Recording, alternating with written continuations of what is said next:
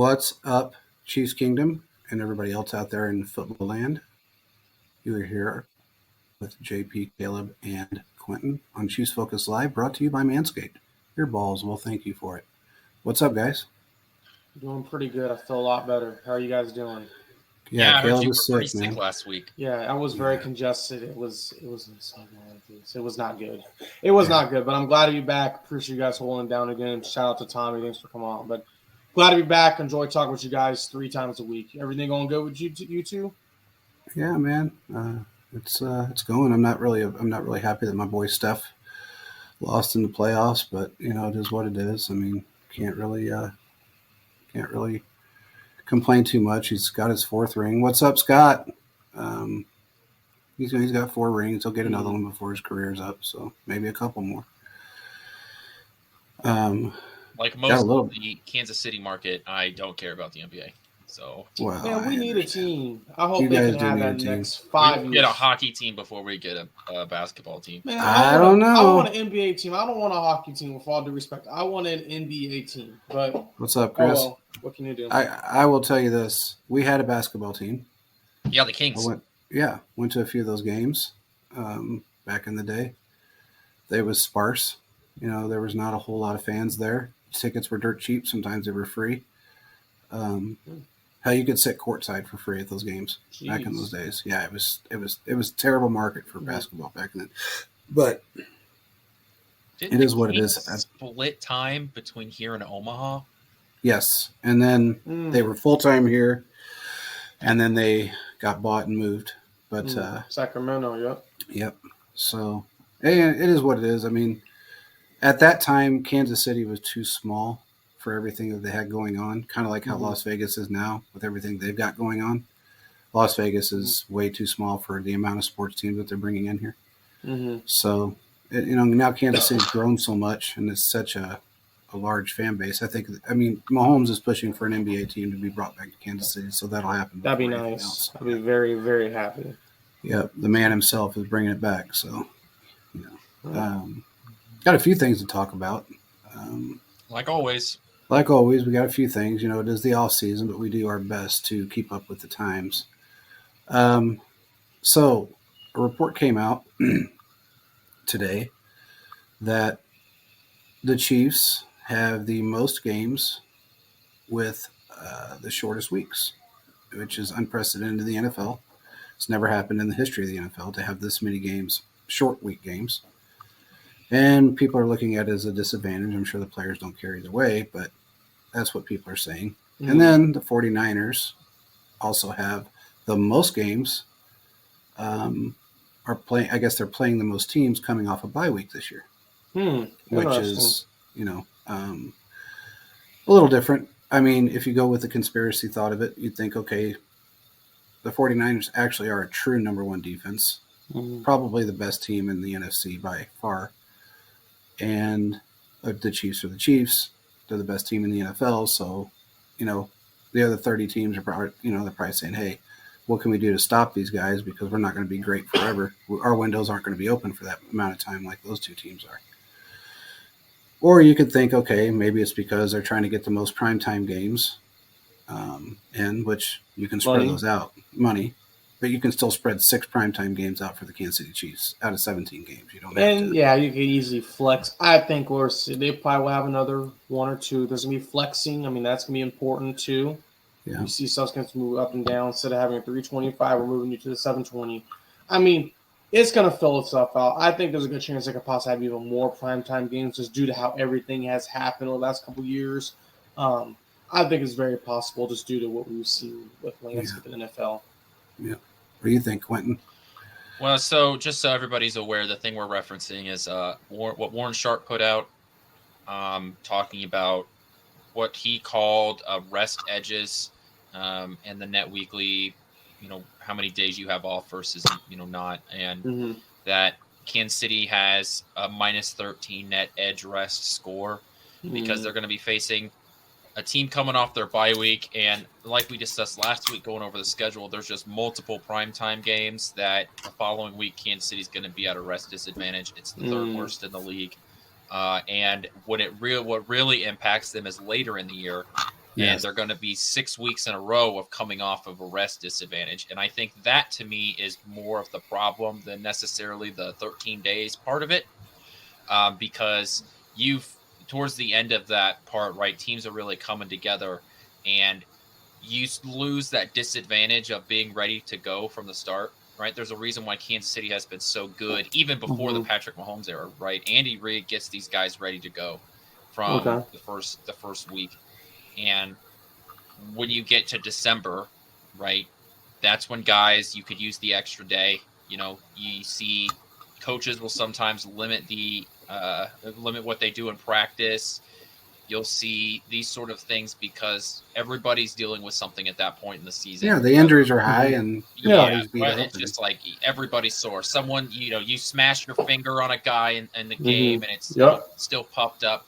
Defensive lineman and offensive lineman got tape all up and down their arms. Somebody's ankles taped up.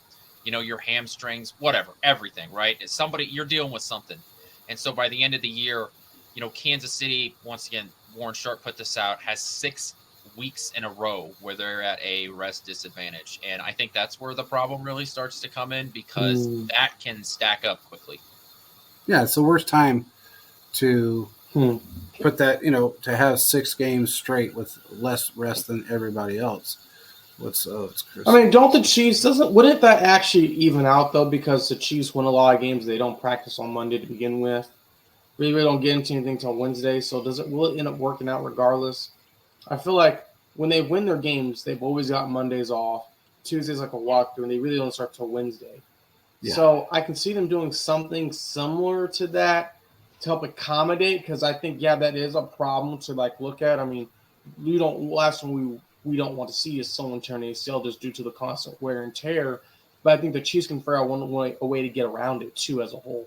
So, and the thing is, your body your muscles can only take so much. Before they have to recover. No matter what you do, they have to recover. Whether you're working out, track, football, it doesn't matter.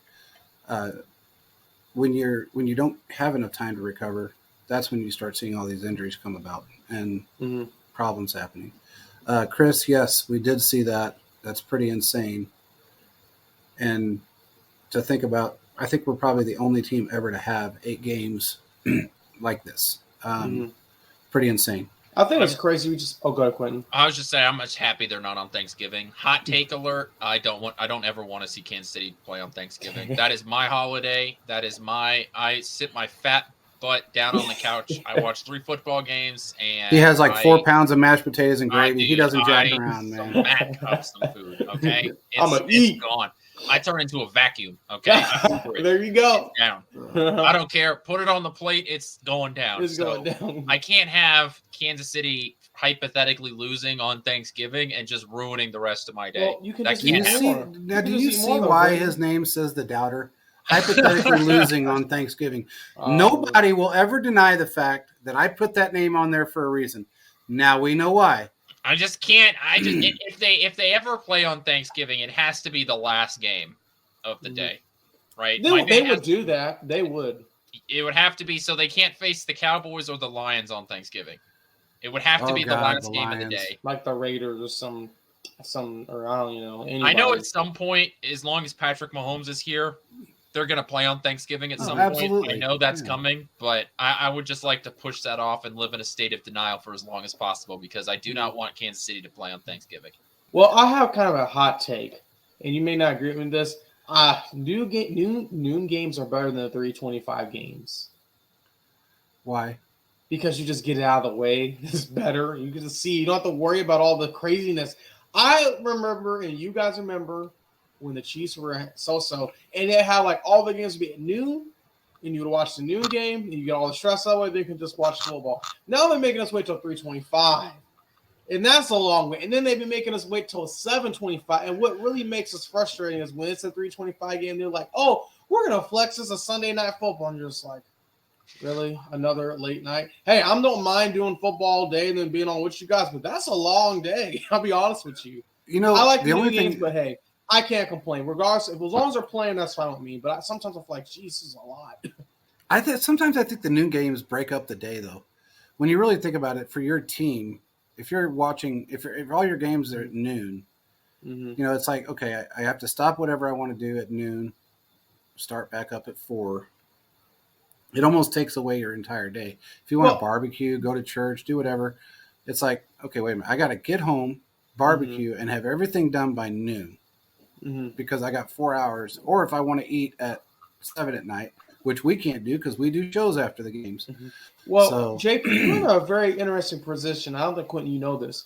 Football for JP doesn't start till 10 and doesn't until like 8 your time. Yeah, because he's on that West. That's perfect. Yes, it is. I feel bad for people on the East Coast though when they're like, "Oh, yeah." Man, it's just but regardless, it's either here or there. As long as our team is out there battling each and every day and doing their thing, I can't complain.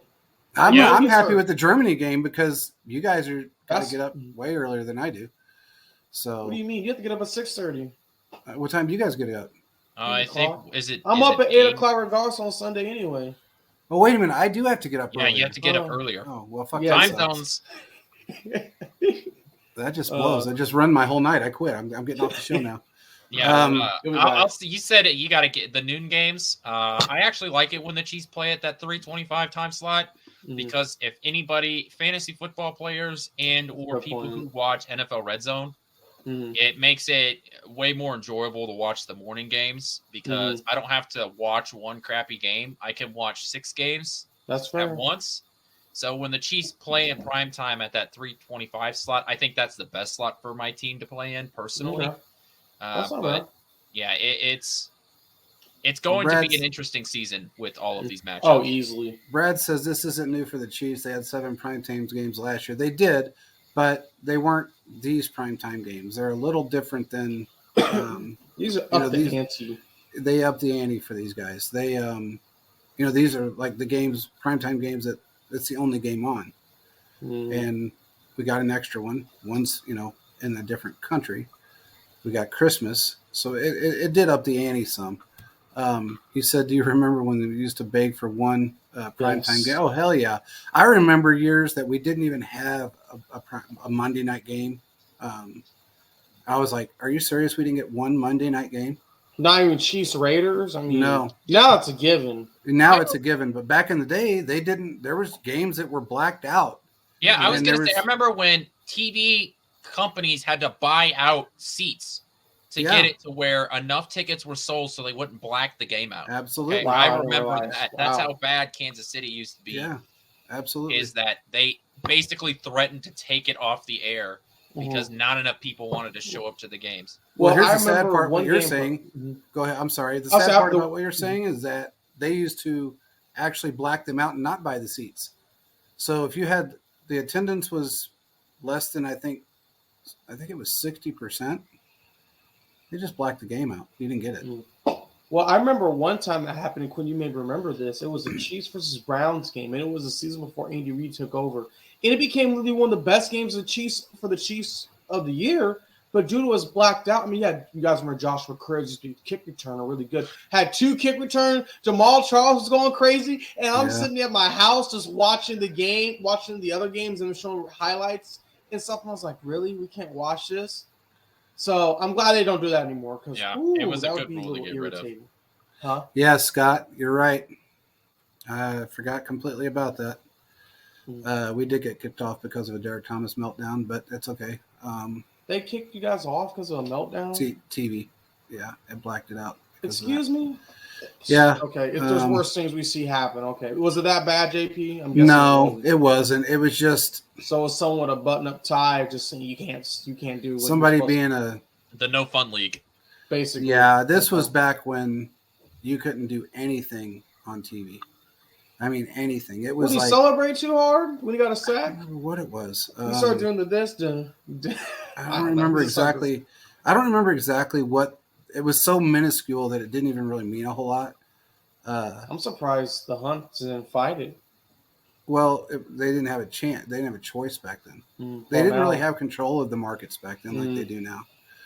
So it was just it was a weird thing. I don't know. I mean, I'm surprised the players didn't ever wear a fucking tie on their uniforms the way they made them play sometimes. But it is what it is. When you tackle him, you have to pet him. Yeah, you have to give him a hug and a kiss. You're tackled. Yeah. You have Good to hit, give my him man. Yeah, it's like they're playing water polo or some bullshit. Yep. Oh man, Brad said, "Do you remember when the Chiefs wide receiver didn't score a touchdown?" Yeah. No, not Brad. No, you're making bad memories. Oh, that's what it was. Now you're right, Scott. Shannon Sharp did get into his head. They got into a. It wasn't. It was horrible. over a girl, right? Because Shannon Sharp. People don't realize it, but it was over a girl. Mm-hmm. That's what started that whole feud. And the funny part about every bit of it was Derek Thomas did not even give a shit about that girl. He just kept talking, I'm guessing. He didn't even talk about it. The girl said, the girl basically kept talking. Shannon did. He got upset because this girl liked Derek and not him. And Derek didn't have anything to do with her. That was the crazy part about it, was he had nothing to do with her. And I remember him laughing about it, going, fucking guy is stupid. I don't like that girl. I don't care about her. And he was pretty, I think, in fact, at the time, he was pretty involved with, God, I can't remember her name now. Darius's mom. But it was so stupid because nobody cared. Derek didn't care. Shannon was the only one that was upset about it. Well, look, man, if she liked him over your ugly ass, that's on you. But you can't get upset because he didn't do nothing with her. But that feud went on forever, man. I mean, forever. It was insane how that feud went on. Yeah. Well, it is what it is. What's he saying? Oh, what's up, Russ? You're back. We haven't seen you the last few weeks. Where you been? Taking naps or something? I've been partying in France. Partying up there in Paris. See how you are. Anyway, okay. So let's get into this Davante Adams thing really quick because I think it's kind of comical. He's made some comments here about the front office of the Raiders, which I'm kind of surprised he just now figured that out. But they've been dog shit. I could have told Davante that, and I am going to play for them. Yeah, I mean they've been dog shit since Mark took over, and his dad wasn't that great either. But at least he kept it somewhat legitimate. Mark is an idiot, and it's a terrible front office. So I don't know why Davante's just now figuring that out. He's pissed off about the Jimmy Garoppolo thing. That's what he's mad about. Because he thinks Jimmy Garoppolo is a bad quarterback. That's what he didn't come outright and say that. That's just what I've been told by some of my friends here. So I can understand him being upset about it, but he signed a contract. And he did say, I will give it to him, to his credit, he said, I'm here to ride this out. I'm here to win a Super Bowl with this team. My goal is to win a Super Bowl with this team, knowing that it's not going to happen. He's still saying it. So he's saying the right things, but it doesn't necessarily mean it's going to happen. He's just he's stuck there for at least one more year. Yeah, and here's the issue. I understand that he went there because Derek Carr, but I always felt with the last couple years with Derek Carr and the Raiders, that was a shaky ship. It really was. It was a shaky ship. You didn't know what was going to happen. And I understand, hey, the Packers jumped on it. They got a first round, a second round pick. That's phenomenal. Do the trade. But when it comes to the end of the day, I think it's not going to hurt his career, but he could have been with consistent good QB for many, many years. And not saying Derek Carr wasn't good, but the Raiders were just an unstable organization. I mean, they haven't won anything since like the Tuck Rule game. And I've been a Chiefs fan for a while, and I remember the Chiefs when they were bad beating up on the Raiders. And the Raiders would get their licks every once in a while, but there really hasn't been much.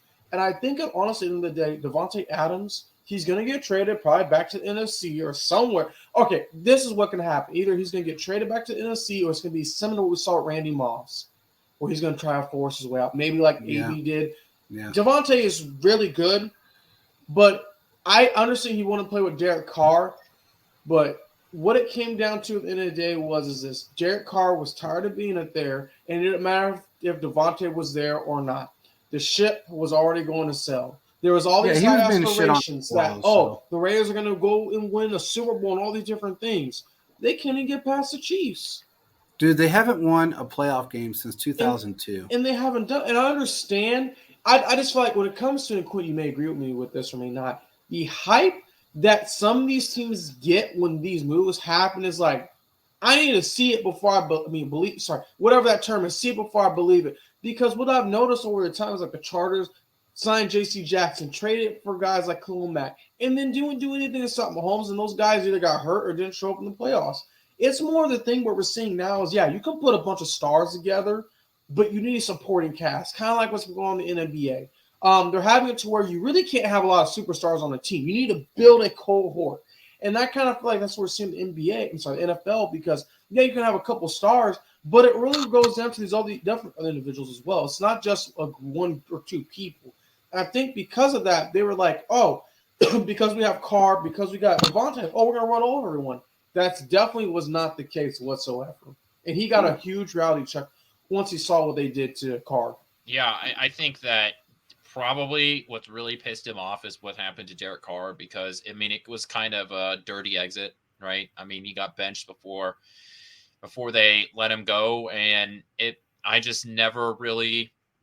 never liked the Jimmy Garoppolo signing. I'm sure I said it on the show at some point that I think that Derek Carr is a better quarterback than Jimmy Garoppolo. Mm-hmm. And part of Jimmy Garoppolo's problems is the fact that he doesn't throw the ball accurately down the field. And Derek Carr is at his best.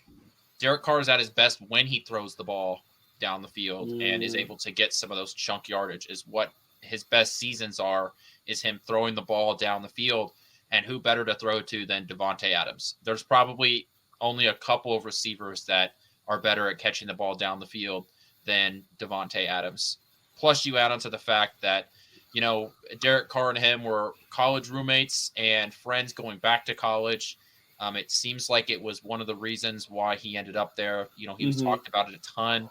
I can understand why he says that he's trying to be optimistic, because you got to be politically correct when it comes to that about stuff. Beating with the Raiders. It's just you're the Raiders, okay? You're a dysfunctional franchise. I feel like every other year you have a new head coach for one reason or another, and I never understood a lot of the moves that this head coaching staff has done and front office has done.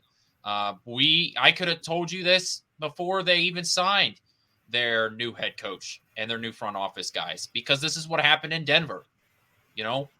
This front office has now ruined two AFC West teams, or at least continued the dysfunction in two AFC West teams. But it starts from the top, though, Quentin. That's the problem, is that everybody can say it's this coach or it's that coach or it's this GM or it's that GM, but the fucking GM or the owner of that team is the one that's bringing these guys in. And when you know that they're scumbags, whether it be Mayock or which with the emails and the derogatory racial remarks, Gruden with the same exact thing, you're bringing those guys in. And if you are too stupid to not look at this more in depth than what you're looking at and say, well, John Gruden won a couple Super Bowls, so we got to bring him in, you're dumb, because you don't know what kind of person he actually is until it comes out on social media. This isn't 1998. Social media is a real thing, and everybody's got a phone. Everybody screenshots everything. Everybody records everything. Emails don't go away. You can delete them all day long, but they're still in that server. You have to research who you're bringing in, and if you're too stupid to do it, you shouldn't be an owner. Honest to God, I can't stand the man. I put him, he's like a step or two under the idiot from Washington that just is selling his team, Daniel Snyder. He's just hiding it a little bit better, is my opinion. So they're all, there's 3 or 4 owners in this league that are just scum. And there's 2 top of the list guys, and it's Daniel Snyder and Mark Davis is the other one. So, and then and Ross, that Stephen Ross, he's another scumbag. Mm-hmm. But if you're too stupid to not research who you're bringing in, that's on you. I mean, you look at the Pittsburgh Steelers, they're on their 4th head coach. 4th. In their entire franchise history. In their entire franchise history. Yeah. Okay. I mean, the Raiders are probably on their 40th. So, I mean, they've hired Hartshell twice. They did all of these ignorant things, and then just to fire him in a year or two. Josh McDaniels, this is his last year with the Raiders. I'm saying it now. Hot take, whatever you want to call it. He will not be a Raiders head coach by next year. He will not be there. It just won't happen. There are some guys that are just better coordinators than head coaches. Exactly. We've seen that there have been plenty of defensive coordinators and offensive coordinators that have become head coaches, turned around, become coordinators again and have crushed it. And I think that's what we're seeing with McDaniels is simply that he's a better offensive coordinator than he is a head coach. And no matter how many opportunities, and no matter how many opportunities he gets, he's going to continue to be a bad head coach and should stick to be an offensive coordinator. Yeah, I mean he's a cheater. He got caught in Denver cheating. He's been caught with the Patriots numerous times cheating. And now he's going to end up getting caught with the Raiders if he tries to do anything to make it. Look, man, that whole thing with Derek Carr was a job security thing for him. He had a terrible season. He probably guaranteed Davis that he was going to come in and win the AFC or some other dumb shit. And now, when it came down to it, they were where they were. That was his escape. Well, you know what? Let me groom this young kid. Well, we'll move Carr and groom this young kid, and then they bring in Garoppolo after that young kid could still ball. I understand why they brought Garoppolo, but I think you got to do a quarterback battle. But regardless, this is neither here nor there. The Raiders are going to Raider, and we're just going to continue to laugh and have a good time each and every week. Yeah.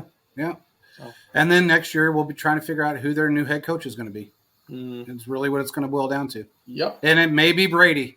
I mean, he's buying into the team, so it may just be him. And he doesn't like Jimmy Garoppolo. He would break a tablet. Yeah, he would. He breaks some tablets. But you know what? He doesn't like Jimmy Garoppolo.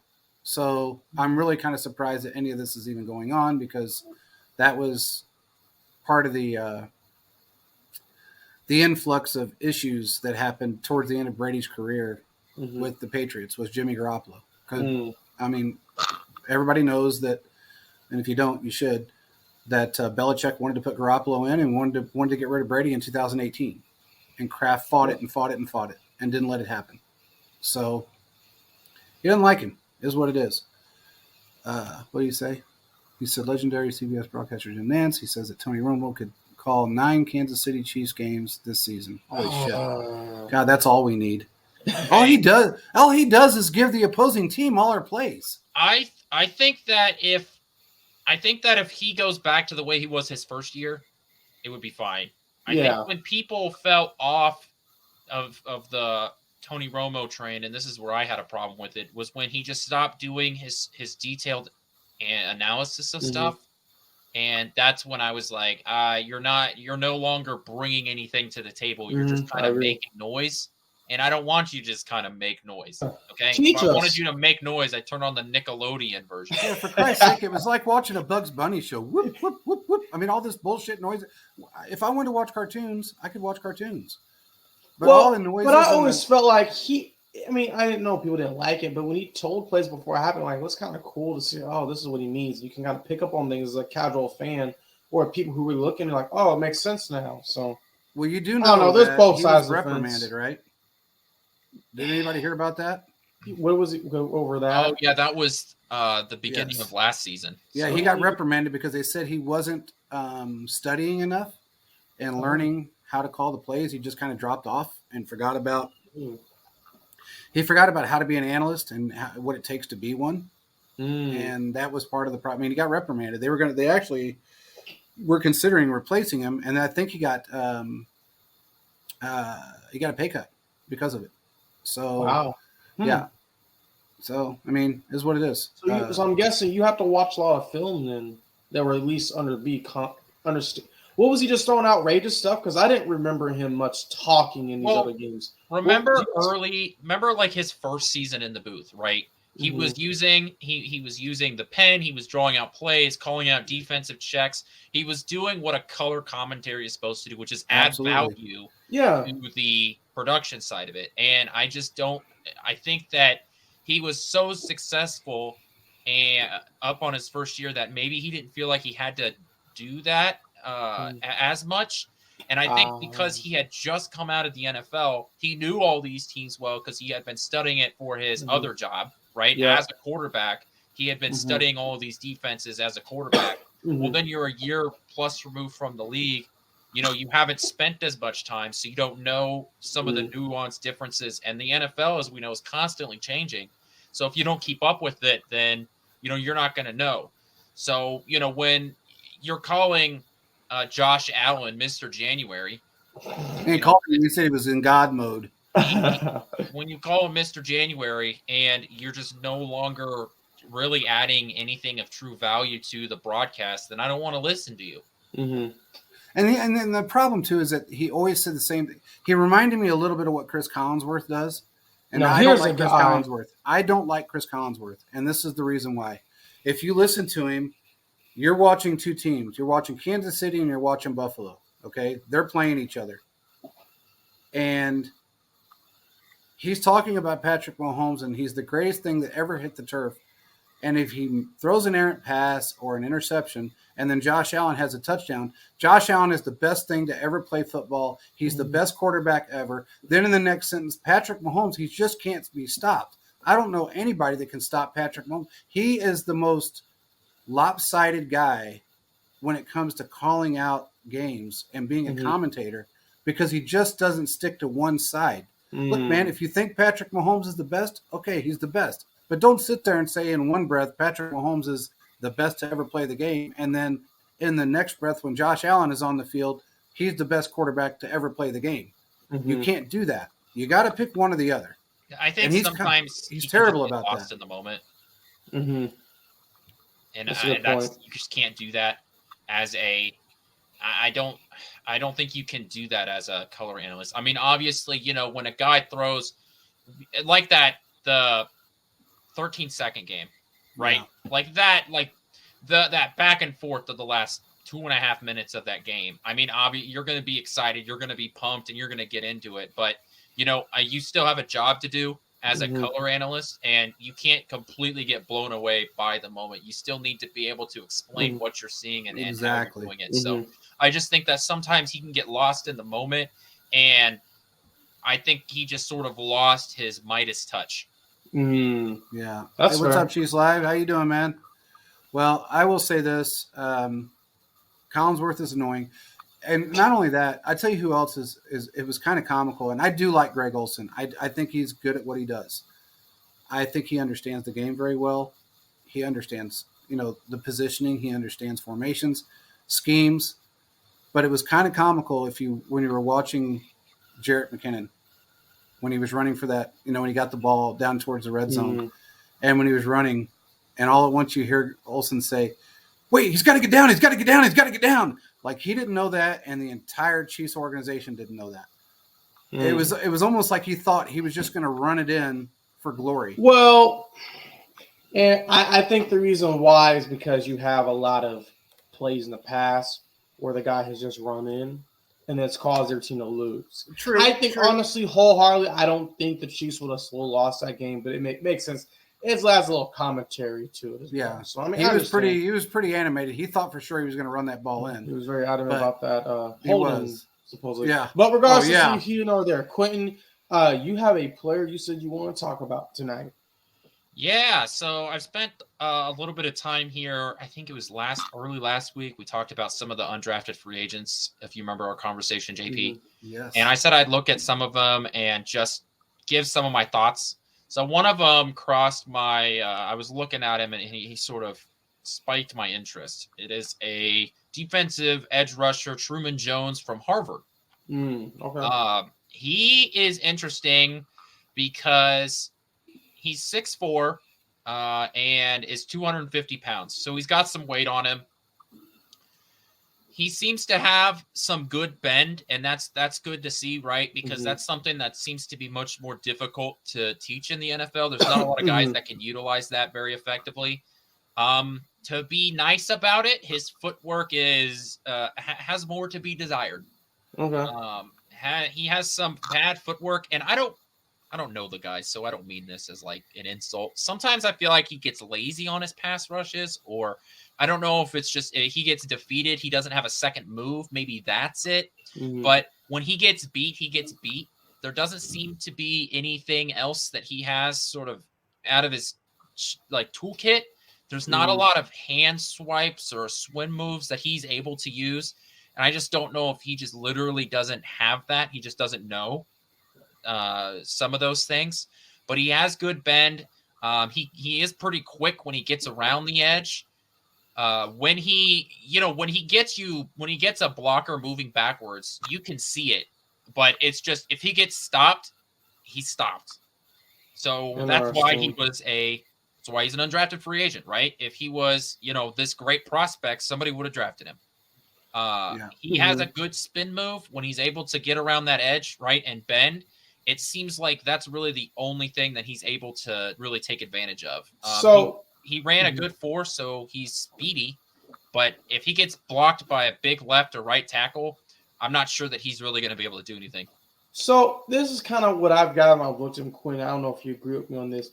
Do you think the Chiefs drafted him based off potential and athleticism to possibly be a rotational piece? Not mainly a camp body, but someone they think who could possibly, working with the guys we have now, could help elevate his play. What are your thoughts on that? I feel like kind of looking at his stuff, not in depth, he's had some things where he's blocked some kicks, some field goals. He's also done some other things. I feel like with his athleticism, there's some things that can be desired, but I feel like they see some stuff to him a little bit. What are your thoughts? I think that if you're able to develop a second move, right, I think he probably is going to have to get stronger.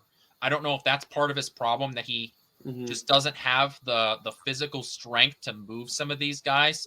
Going to Harvard, you're not facing premier NFL talent all that much. So, some of his production, I think you have to take with a grain of salt, just because there really isn't any good comparison to some of the offensive linemen he's facing. But like I said, the bend is exciting, right? That translates well into the NFL.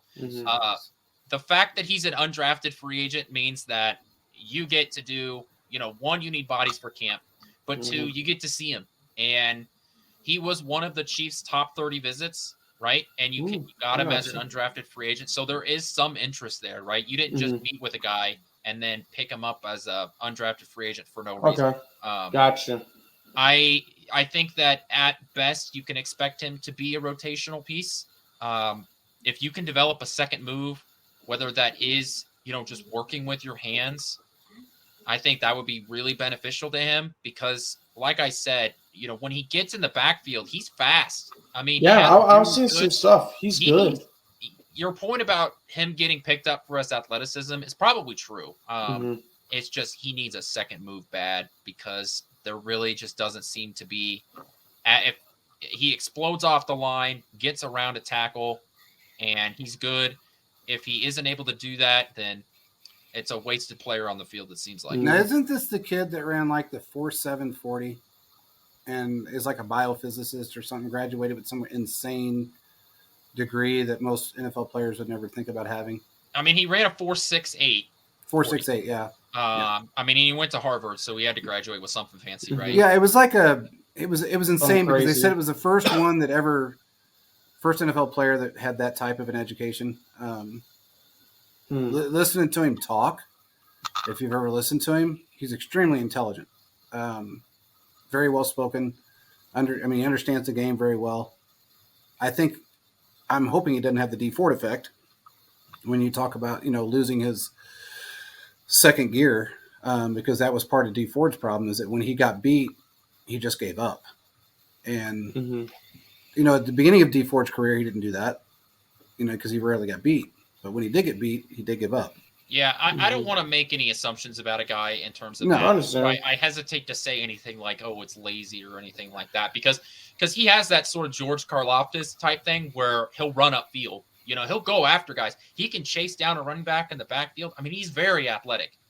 There is a ton of upside there. I think it's simply that he just hasn't developed another move. He's just raw. Yeah, he's a very raw talent. But if he's able to work on his, working with his hands, whether it's hand fighting, some sort of an inside move, right? I've talked enough about the bend and his outside movement. He's got that. We're good there. Okay, we've got that. We just need to work on a way to try and move some of these other tackles that you're going to face, because, if you only have one move, guys are going to catch on to you quick. You can't be a one-trick pony in the NFL as a pass rusher, because there will be enough film on you eventually that if you only have one move, then guys will just, sit on it. It's like a pitcher that only has one good pitch. Sure, it might be effective for a little bit, but once guys know what you're throwing, they're just going to sit on it. Exactly. Now, isn't he the kid that weighs like 245 pounds? He's really lightweight for an edge rusher. 250. Yeah, Okay. he came in. I remember he weighed like 245 at one point, and I thought, wow, he's really light for an edge rusher. And that's why I then said I I think looked at he just needs to. I his. think he just needs to add muscle to him. I Well, he think does that's because if you part of look the at his problem. stature, he looks like a corner. I mean, he's 6'3", 250. I mean, I think you can add. I think you might be able to add some more on his frame there. Mm-hmm. Yeah, he could add 10, 15 pounds on him and muscle and be okay with him, but we'll just have to see how he plays out. I think he's got the skill set to be a good player. He just needs he's raw.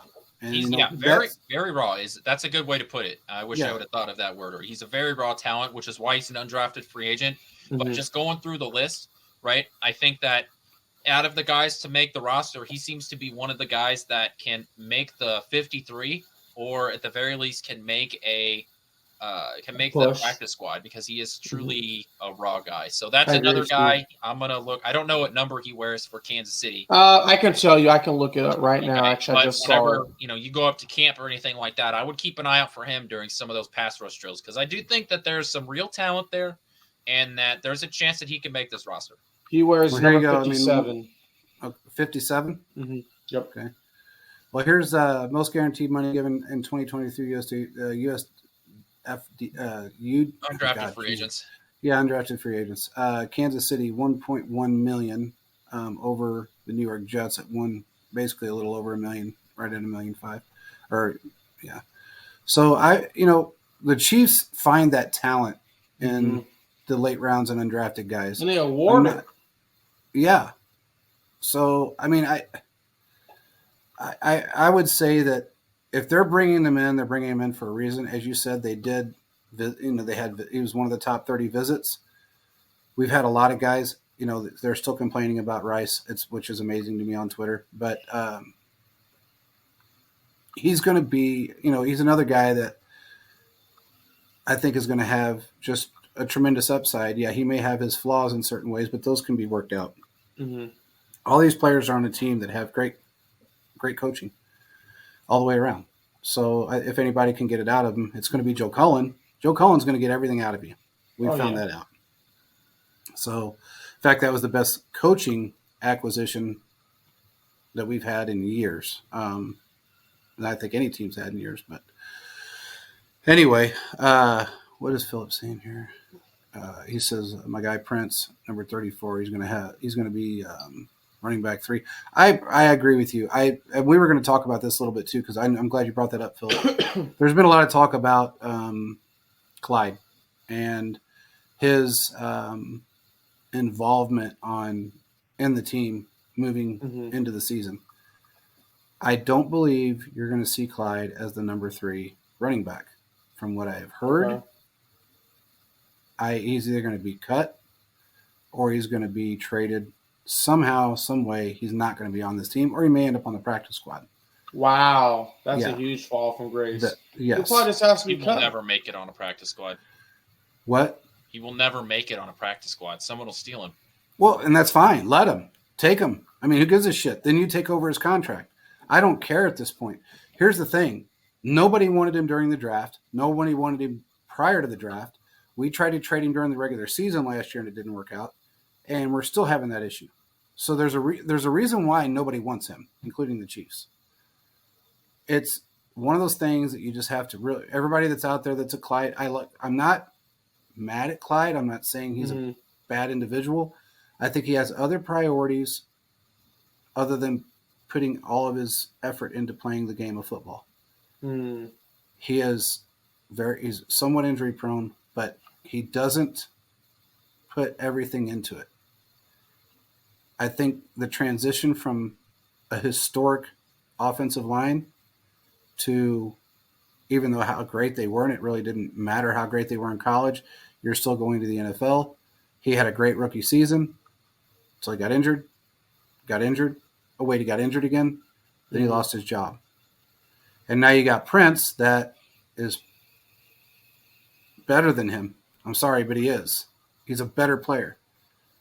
I think he loses his job, and I think I've heard this more than once, that he's probably either going to end up being cut on the practice squad or somehow getting traded off. Yeah, I don't think he'll ever make it on the practice squad. Someone will claim him off waivers. In terms of Prince, I think Prince and Pacheco are very similar. Yeah. I do. I think they are very similar backs. Their running style, if you just look at the way they both run, they're very similar there. They're both very raw in terms of like catching out of the backfield, right? I mean, they're very, very similar prospects when they were coming out. So I think that Prince should work out. Out of all the undrafted free agents, I would bet that Prince is definitely a guy that makes the 53-man roster. He's the only one that I'm 100% confident about making the roster. But, we just know that the numbers game and everything, some of these other undrafted free agents are bound to make the roster too.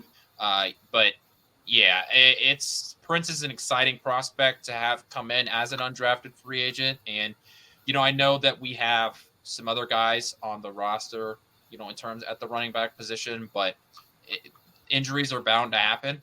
And so I think that's why if Clyde is able to stick around, that's the value there, is that running backs get hurt. They do. I mean, they don't get hurt, and it's strange because he's been the most injured running back with the Chiefs in years. And I mean years. Yes. So You're not that right. tells you a whole lot. I mean, sometimes it's not his fault, but it's like, I don't know. He's made a class. I'm sorry. It happens. It does. He said he skipped the show for an art show. It was actually a fashion show, which is very weird to me. But whatever. I mean, if you want to go to Fashion Week, that's all on you. Maybe you wanted to meet Kim Kardashian. I don't know what it was, but you had a parade to attend to. You did play some during the regular season. You should have been there. I mean, you had guys that were on the practice squad that were there, so you should have been there.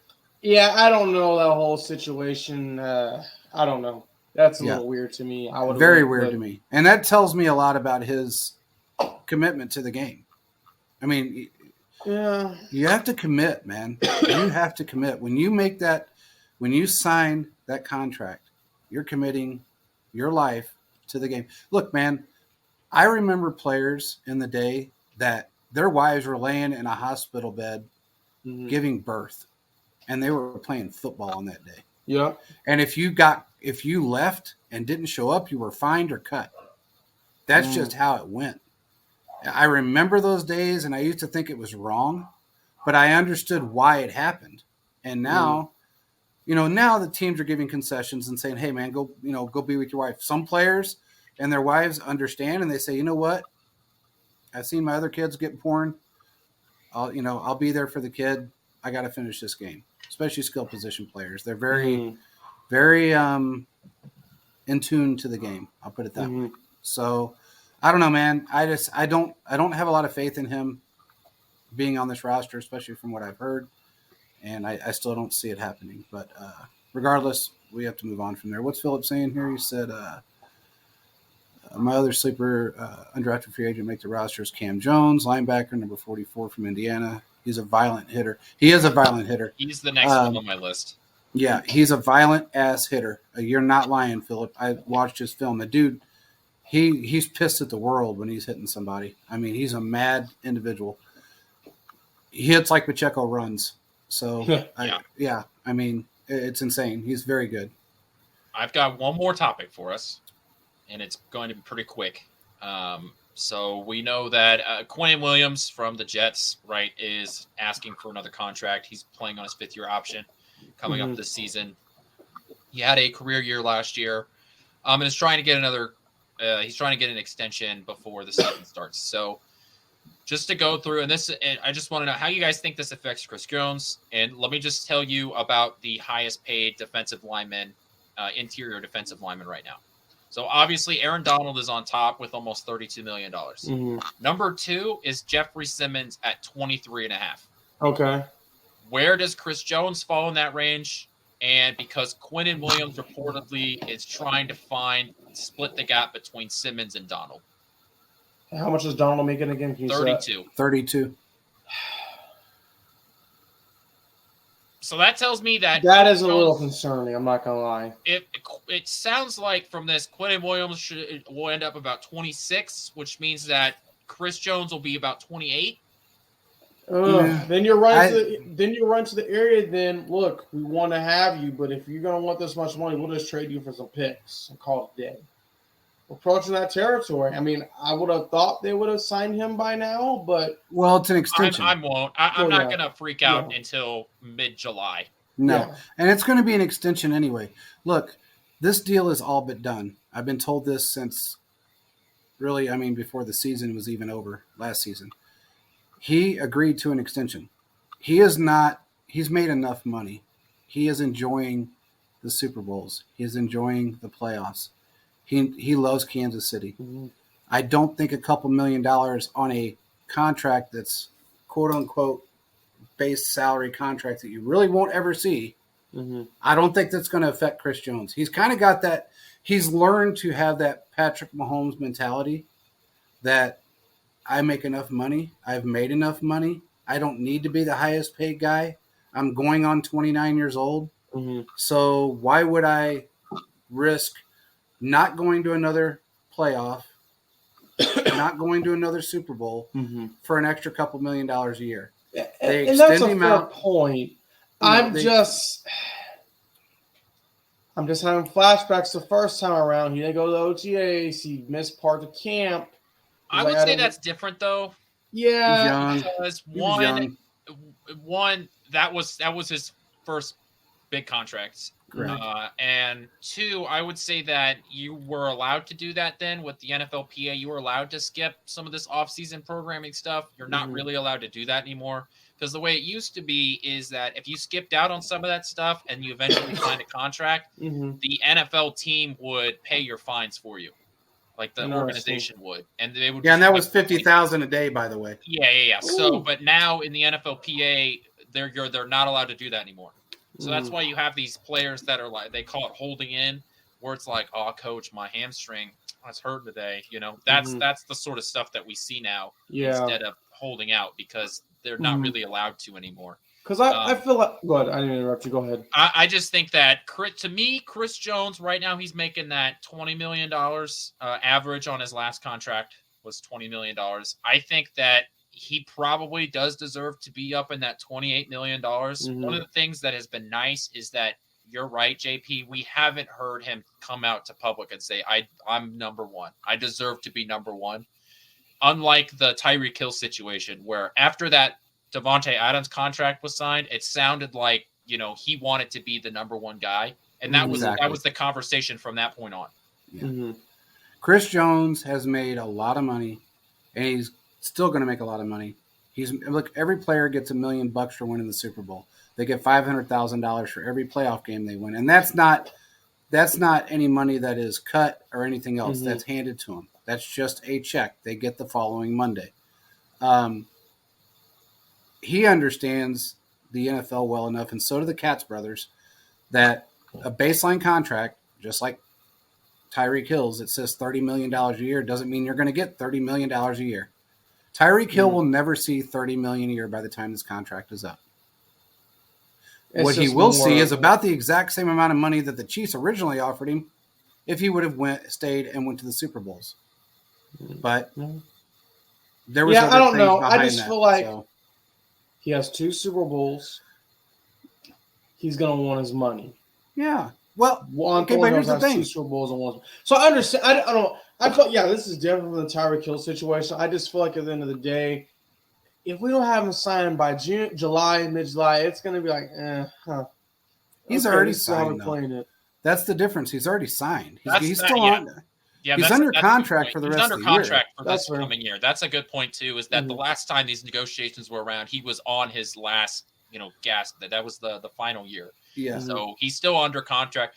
Even if they don't come to a conclusion, he's playing for Kansas City next year. So yeah, I just think that this contract gets done mid-June to July. And I wouldn't be surprised if that APY, the average per year, is about 26 to 28 million. I think that's where he's going to get. And if this Quinnen Williams contract gets done, I think it could be a Davante Adams situation where it could end up, pushing that number closer to the $30 million. If the Jets signed Quinnen Williams to $28 million a year. Does that put Chris Jones at 29-30? Well, And the question is, do yeah, you think Chris Jones is worth $30 million as a interior defensive lineman? Chris Jones is the best defensive lineman on this team. Period. I agree with you there. He's the best defensive lineman in the league. I mean, when you really boils down to it, he's the best in the league. He is the second best defensive lineman after Aaron Donald. If Aaron Donald stays healthy, I think this last year he was the best interior defensive lineman because Aaron Donald was hurt. But if it weren't for literally possibly the greatest defensive interior lineman to play in the NFL with Aaron Donald, Chris Jones would be the best defensive lineman of his generation. That's a fair point. Unfortunately for him, Aaron Donald exists. So yeah. I don't know how much longer Aaron Donald has. He slowed down last year. The injury wasn't the sole reason why he slowed down. I mean, it did affect him, but he's 31 years old. He's been pounding 100% of the snaps his entire career. So I think, you look at like Khalil Mack, great example. This guy got pounded with two different teams, and now he doesn't look like the same Khalil Mack. It's just where Chris Jones keeps I don't know if anybody even considered watching him play basketball. He is uber talented. Nobody his size with that frame should be able to move with the basketball the way he does. Nobody should be able to move the way he does at his size, but he does it. And I think that's the difference between him and even, Aaron Donald. Aaron Donald is a little shorter, a little heavier, but he's a bull rusher more than he is a technique guy. And I think Chris Jones has so much technique and so much bend for somebody his size that it puts him above everybody else. It really does. Does the market dictate the fact that he deserves $30 million a year? Yeah, it does. Will he take less? Most likely. Because I just don't see how you have Quinnen Williams get more than Chris Jones. I don't think he will. I don't think he will. I just think that we're in this point, where he's the next guy up, and he had a career year last year, and you're the Jets. You're looking to keep star players around because they don't have that many huge contracts, right? I know they traded for Aaron Rodgers, but they're not paying that full contract, so they have a lot of money free and available. And he's looking for a new contract, and he deserves to be, one of the higher paid guys. And from the reports, it sounds like he wants to be higher than Jeffrey Simmons, who's making 23.5. So give him 24. Maybe that's what it is. Maybe he gets 24, and Chris Jones is able to sign for 26. Yeah. Right. I do think Chris Jones will be the second highest paid defensive lineman by the start of the football season. I do think that. That contract's all but done, and I don't think he's going to renege on it. I just don't. I don't see it happening. He has too much vested in Kansas City. He owns some businesses there. He's done things that he's made it very clear that he is very happy in Kansas City. I don't think he's going to go anywhere. And yes, Brad, you're right. He does want Frank Clark back. Yeah, he does. Blame the man. I want him back too, and I do believe that is going to happen. I think he will be back. I don't know if it'll be. I think it's either going to be a training camp, a couple days before training camp signing, or it may even happen week 2-3 into the season. They bring him back. Okay. But I do believe Frank Clark's coming back. So she signed Carlos Dunlap day 2. Yep. Of training camp. Caleb and I were up there. Yep. Absolutely. It was they saw the defensive lineman play and they were like, this is not good. So let's bring in Carlos Dunlap. So, man, I was giddy like a schoolgirl when they brought him in. Yeah. I think me and Caleb did that show and I was like, woohoo! I was so happy, man. I was like ready to he's good. He's still good. Yes. There's plenty of time to sign Frank Clark, Robert Quinn, whoever. There's plenty of time to add a veteran pass rusher on this team. Kansas City always seems to find a guy, even if it's not a huge name or one that you've because here in Kansas City, who really knew who Carlos Dunlap was, right? You knew him. I remembered him as a Bengal. Yep. I didn't even know that he played for the Seahawks at that point. I always just like, oh, Carlos Dunlap. Oh, he played for the Bengals, didn't he? So that was a signing, and then you look into it, and you're like, oh, he'll be a good rotational piece, and that's exactly what he was. Kansas City will find the next Carlos Dunlap by the time training camp rolls around.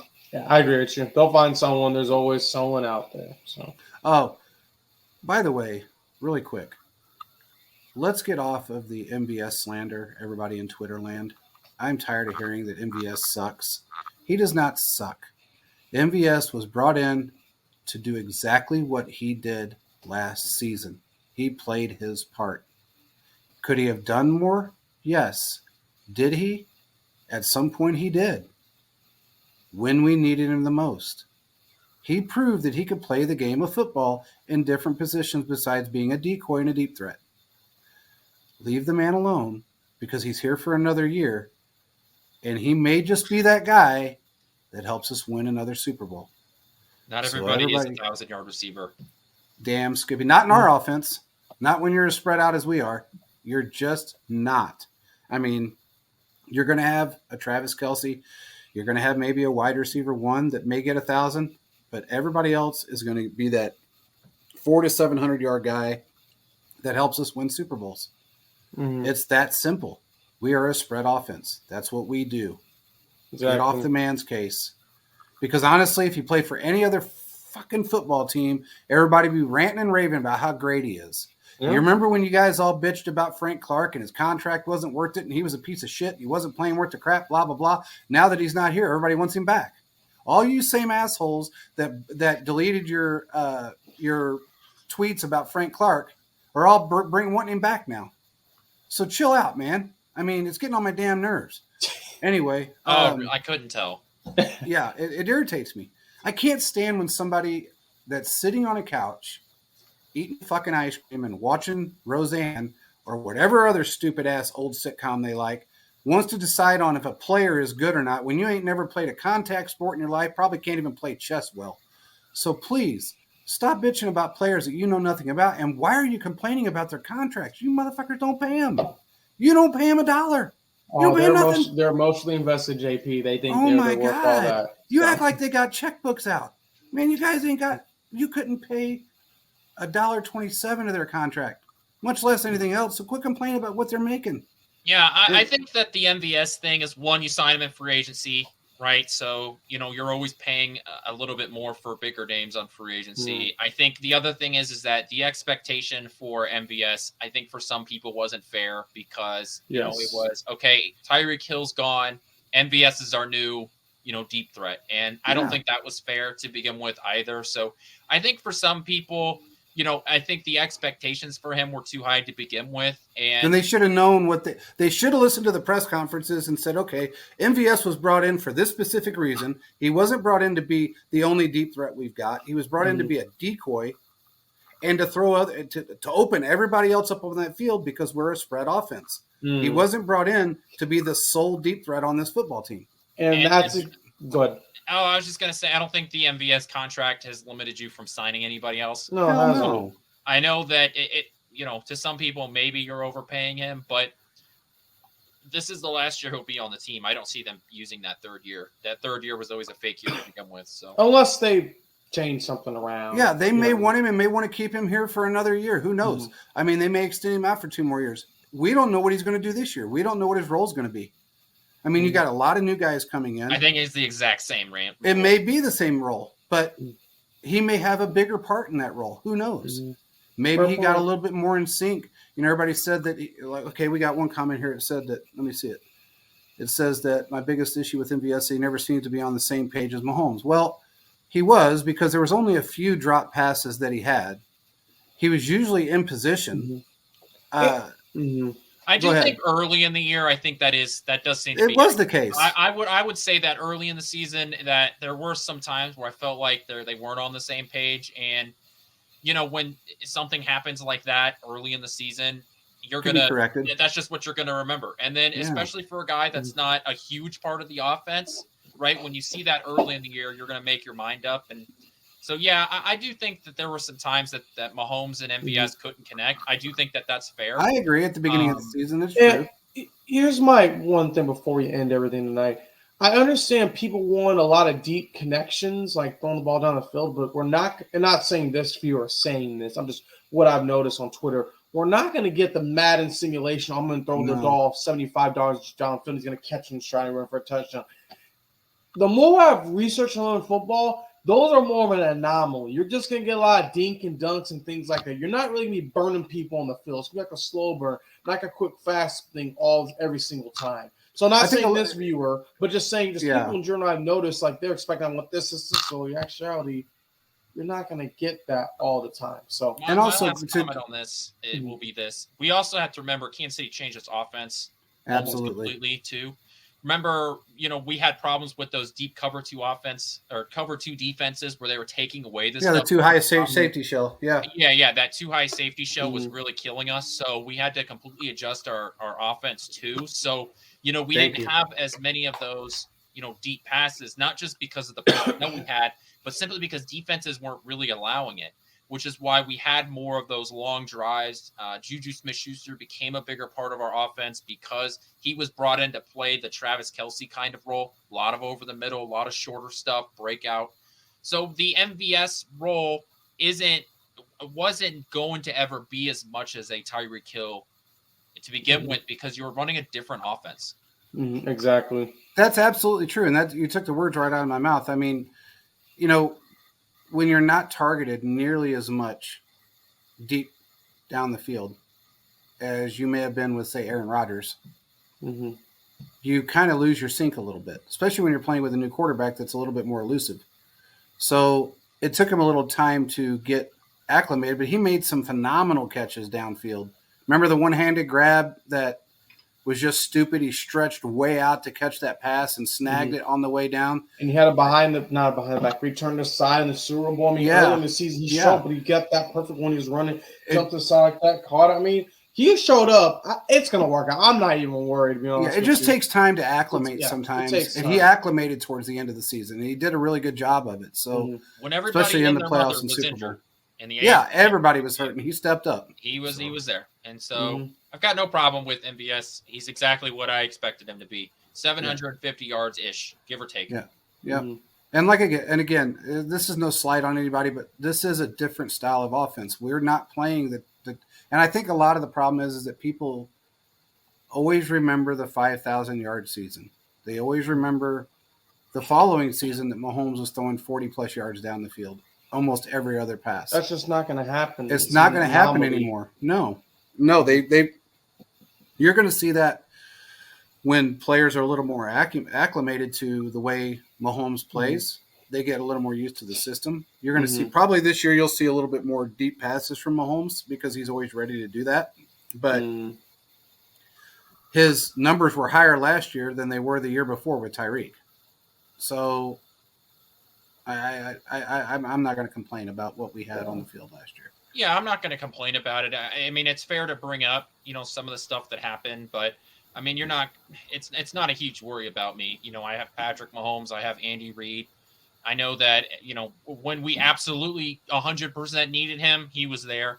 So I don't think that there's really any reason to be worried about it. But yeah, I think, MVS, there were some problems. It wasn't perfect, but no, it wasn't perfect. But here's the thing. And he said his numbers were down from the year before. But again, he was playing with a totally different football team in a totally different scheme. So when you're playing in a different scheme and you're brought in for a specific role that may not have been the same role that you had the prior year, you may not expect his numbers to be the same. It just kind of is what it is. He wasn't brought in to be the 1,000-yard guy. He was brought in to be. You're not going to have your number one. That's Kelce. You have your 1A, 1B, regardless. But you're going to have a lot of 3-4 guys, second average. 500, 750 yards. Exactly. Some may go over. Like some are saying Rice, maybe Rashee Rice may go over, or maybe MVS may go over. But for the majority, Tony, but they're going to be hovering around. They're all going to be collectively hovering around, I would say 500 to 850. Yeah, the last thing I got to say about this is that if you guys remember how we got predictable Yep. You know, in the 2021 season when we started getting real predictable because everybody knew that a Tyreek Hill was 45 yards downfield, that's probably where the ball was going to go. Well, they couldn't do that to us last year. And the reason is because MVS wasn't targeted as much, but he was brought in to look like that, to be that decoy. And again, it takes time to get acclimated, especially when you're kind of set in your ways and you're used to playing with one specific team in a specific scheme. And then you go to a team that's totally, I mean, the polar opposite of what you're used to and how you've played your career in your career. It's going to take time to get acclimated to it. So, I mean, Juju, if anybody remembers, Juju was phenomenal his rookie season. He was great his second season. It was when he started getting injured a little bit, and then, they had to Brown. Antonio and he lost Brown, and then Ben's arm turned to noodle. Then he started a boiled noodle. A boiled noodle, yeah. I mean, that thing was it was just mush. So we're talking 4 hours after a blue pill limp. Damn Skippy. And I think it was a half a blue pill. But he was great until he couldn't be great. And I think a lot of that just had to do with scheme change and a lot of other things. So we have to give these guys a little bit of a break because his contract is minuscule compared to what other wide receivers had gotten during his time frame when he was signed with us. So I'm okay with his role. He showed up. He helped us win a Super Bowl. He helped us when we had no wide receivers on the field during the Cincinnati game. And we had a wide receiver out there that had more tackles than catches in his career. So I think he did okay for himself. It's okay to criticize, but you also have to look at the grand scheme of things and think, okay, what was he actually brought in for? Why was he better the year before than he was this year? And what can he do for us next year since he's got a year under his belt with Mahomes? And what changes is Andy going to make to allow him to be better? Exactly. So there's so much that goes into it besides what he did the year before, because honestly, the year before is the past, and it's kind of like a golf swing. If you fuck up a golf swing and you let that shit linger in your head, you're going to have a bad 17 holes. But, the next 17 holes, I should say. But if you put that out of your mind and remember what's in front of you, you'll be okay. And that's just kind of how you have to look at it from a player's perspective. He's still in the league for a reason. There's a lot of guys that aren't. So I don't complain. I mean, I'm not complaining about it. And he's got a ring on his finger, and he was a big help for it. So. It all worked out. Out. Really quick, for everybody that doesn't know, we are sponsored by Manscaped. If you haven't went on their website, go to their website, Brad. Check out their products. They have a long line list of products for men, not just for your balls, although it's nice for your balls. You can get beard grooming stuff, shampoo, whatever it takes, you can get it. If you go online, you purchase something, through the end of June, we are going to do a giveaway for this bad boy, the Manscaped 4.0 kit. Thank you. Yes, no problem. No, read the comment. What did it say? I'm shaving my balls right now. Awesome. If you're not using Manscaped, it might get cut.